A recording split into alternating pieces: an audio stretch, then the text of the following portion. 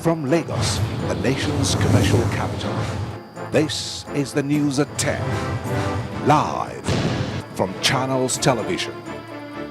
Reporting tonight, Sulaiman Alede. Hello and welcome. Tonight, President Goodluck Jonathan suspends Central Bank Governor Lamido Sanusi, nominates Godwin Emefiele as his successor, while Sanusi threatens to seek legal redress. House of Representatives condemns suspension of CBN Governor in a heated session, with lawmakers differing over President's decisions. Finance Minister Ngozi Okonjo-Iweala provides assurance that Sanusi's suspension will not affect economic stability. Our big story tonight takes a look at the sudden upsurge of Boko Haram attacks in the northeast of the country. On business news tonight, markets react negatively to the suspension of the CBN governor.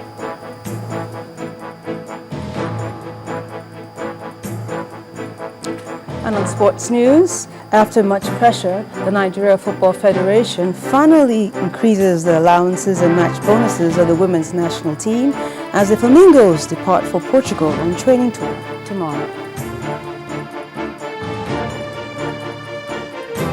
I'm Linda Kibe, and from Abuja, Nigerian-born mayors and councillors in the UK call for proactive participation by the electorate in the 2015 polls.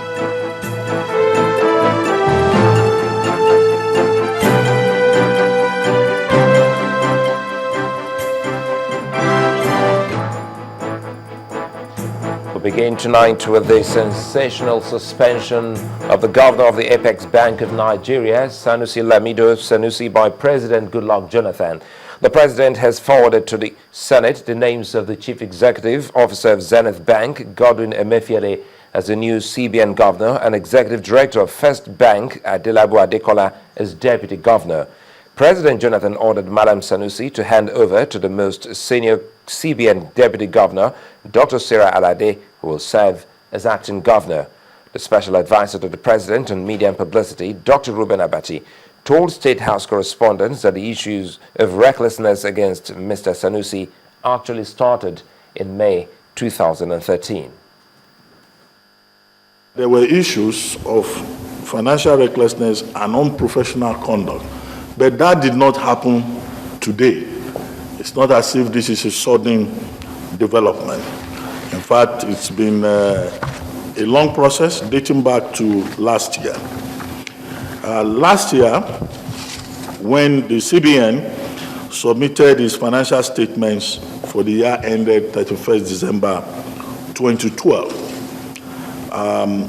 a query was raised about some of the issues in the financial statement, and the CBN governor was asked to offer clarification with regard to those issues. This was around the first week of May 2013. Now, a response came from the CBN, which was then forwarded to the Financial Reporting Council of Nigeria, and the Financial Reporting Council, by its act, is empowered to review the accounts of the CBN, and there is cause for any investigation to conduct such investigations. And if there is need also to invite other bodies to further investigate, the law makes allowance for that.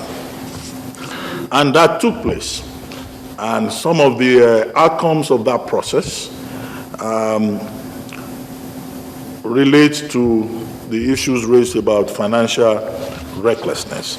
And some of these have to do with, if I may just draw attention to a few of them, the persistent refusal and negligence to comply with the Public Procurement Act in the procurement practices of the Central Bank of Nigeria.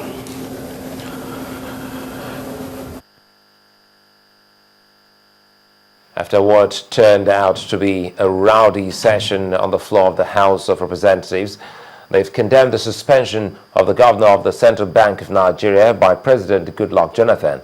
In a motion of urgent national importance, the minority whip of the House, Samson Osagie, said the suspension is coming after the governor had made allegations of missing funds. Board of the motion, please say aye. It was a day of emotions in the House of Representatives, which led to voting on an issue every member clearly felt passionate about. It started with this motion on the suspension of the governor of the Central Bank of Nigeria, Lamido Sanusi. We believe strongly that under the CBN Act, the CBN governor cannot be suspended. He can only be removed. There are funds that are alleged to be missing. We have not found those funds. The man who is making the allegation, whether it's correct or not, is being removed from office. This presentation was interrupted by a lawmaker who read the relevant section of the CBN Act, which he said gives the president the powers to remove the CBN governor. Provided that the removal of the governor shall be supported by 2/3 majority of the Senate. Mr. Speaker! Mr. Speaker! Hold on! No! Hold on!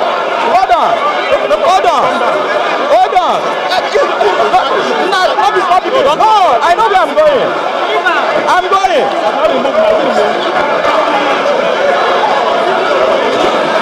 Chief Whip! Order!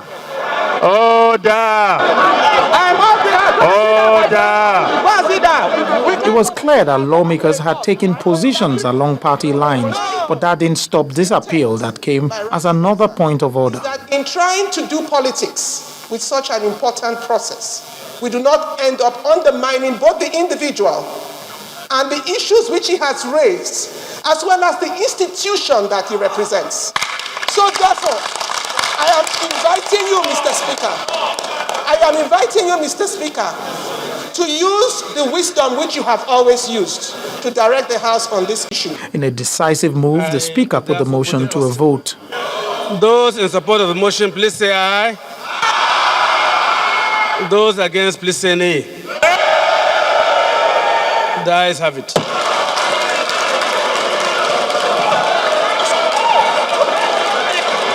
What has been made clear by this issue, however, is the tendency for these lawmakers to debate crucial matters more along party lines than on the merits of the matters raised. It remains to be seen how this will reflect on bills and motions in the days ahead.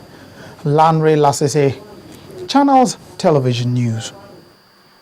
Well, the Finance Minister, Dr. Ngozi Okonjo-Iweala, has assured Nigerians of a stable macroeconomic framework. The minister, who spoke with reporters following the suspension of the CBN governor, also announced plans to further tighten Nigeria's monetary policy. This, according to her, will guarantee a robust economy. Our objective remains to maintain macroeconomic stability. That has been the hallmark of this government and of this administration. It is the macroeconomic stability we've maintained that has enabled us to continue to transform the different sectors of the economy, and that will not change. We will maintain tight fiscal policies.